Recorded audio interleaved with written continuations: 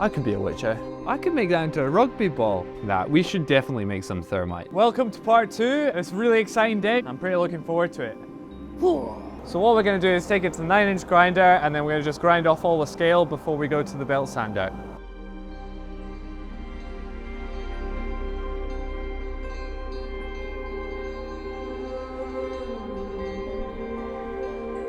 So that's all the scale off of it. Now what we're going to do is take it to the belt grinder, and then we're going to profile it. That means doing the edges.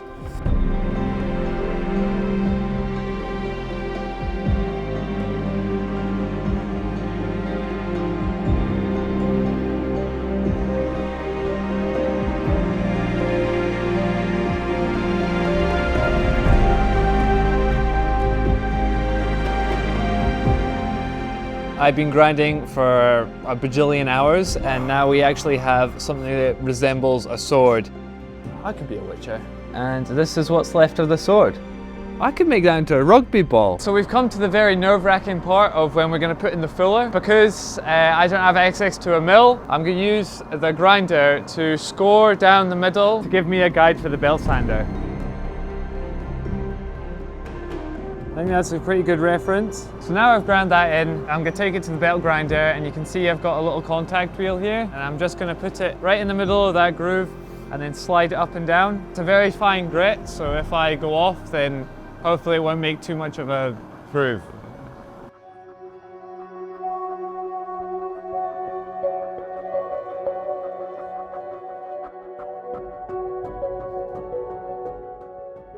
So I'm just going to sand the fuller with an old belt, and I'm just going to use an old chisel piece out of an air hammer. It's because it's got a nice round end.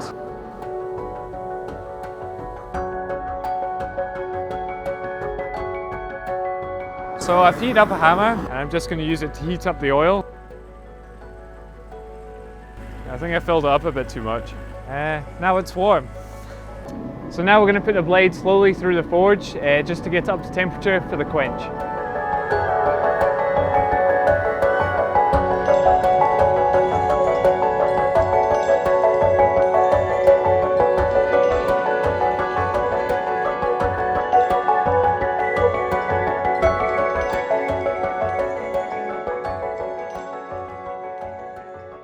Looks quite cool black, doesn't it?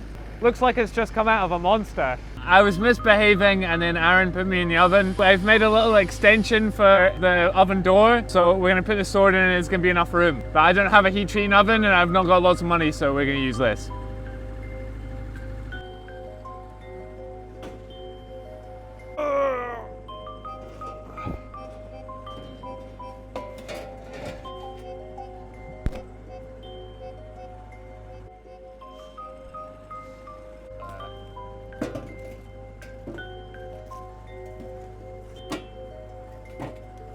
Insulation. Yeah, 60 minutes. That good? Took a Witcher Sword in that time?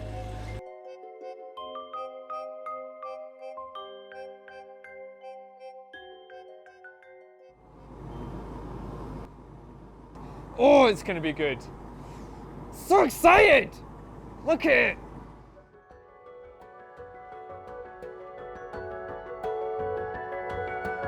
So we're cutting the steel for the crossguard and pommel. I'm just going to eyeball it.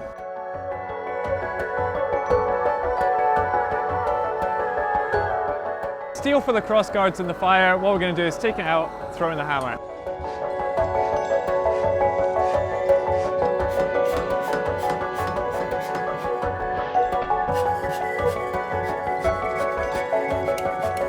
Just punch that. Now we're going to draw out the quillins, which are the side bits of the crossguard.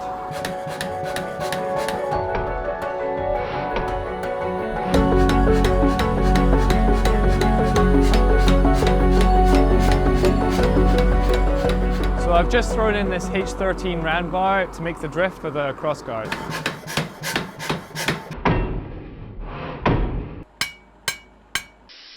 Take the crossguard out, put it on the anvil, and we're going to hammer the drift that we just made through that.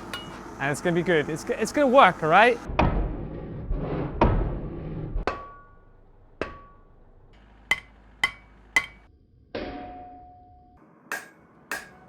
Now it's time to finish up the blade on the grinder.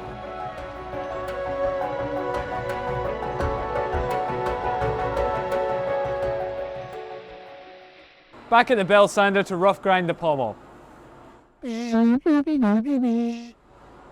Done.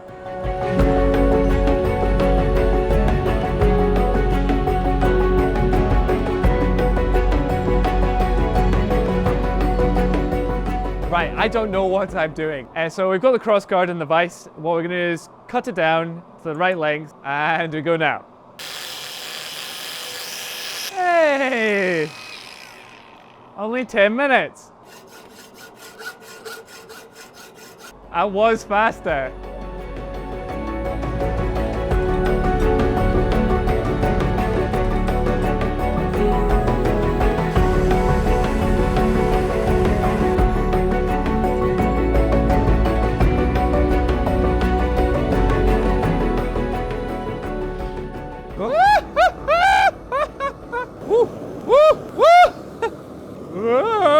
So for the Witcher Sword, the handle, I was wanting to make something a bit special. The design that I was going off of, it looked like it was like white or ivory, but I want to make it out of sheep horn. And so once it's boiled and it's sat in there for a while, it's malleable enough to straighten out and compress into a handle.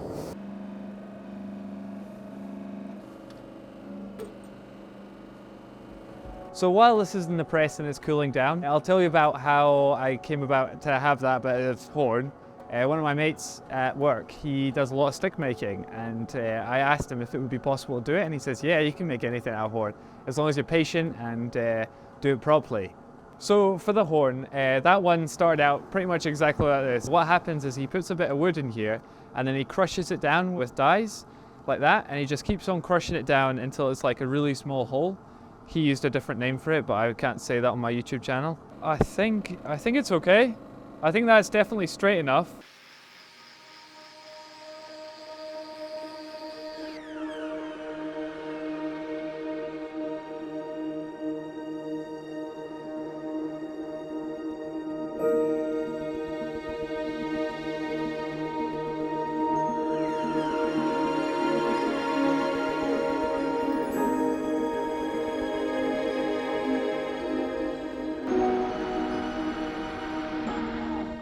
Look at that, that's hands-free. Well, hands-free, that doesn't make any sense. So I forged out this tag replica. What we're gonna do is I'm gonna throw it in the forge and then push it onto here. It's the exact same size as the one on the sword, but I don't want to heat up the one on the sword, so we're gonna use this.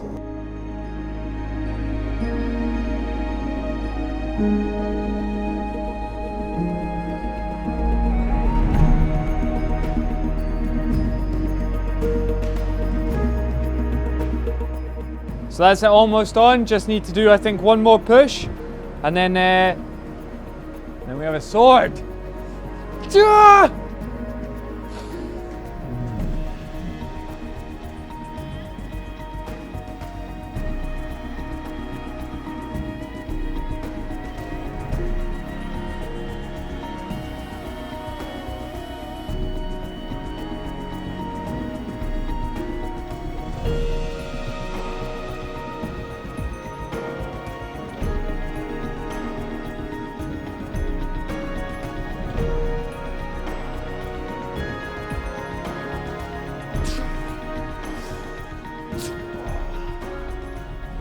Oh man, it's so satisfying. It's absolutely great. How do you get good at swords fighting? Oh yeah, the edge. Well, the point always beats the edge or something. Alright, so that's us just on a test fit up, and I'm going to see the proportions, which bits need sanded, and like if the line's lined up. I'm going to take a bit more of the length off the bone handle, so that goes up a bit more. As for feeling goes, oh.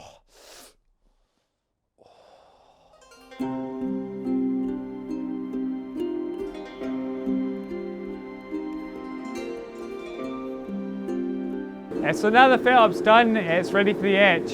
So we get to see all the hard work in the Damascus. It's going to be awesome.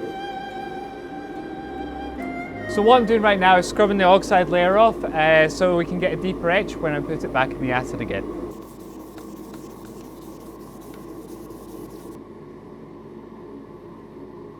Look at that! Oh, and it feels so good. So I've just forged down this bar into a hexagon, and it's going to be the little nut on the back of the pommel. So we're just going to flatten off the end, and I'm going to punch my unicorn into it. I only marked it once, I promise.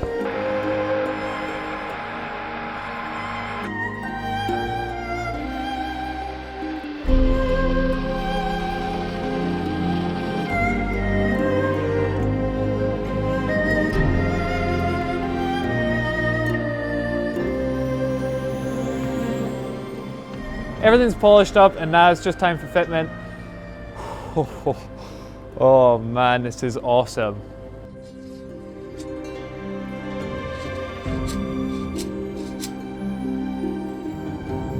I feel like a witcher. This is absolutely awesome. Feels good, looks good, balance is right. Let's chop some stuff.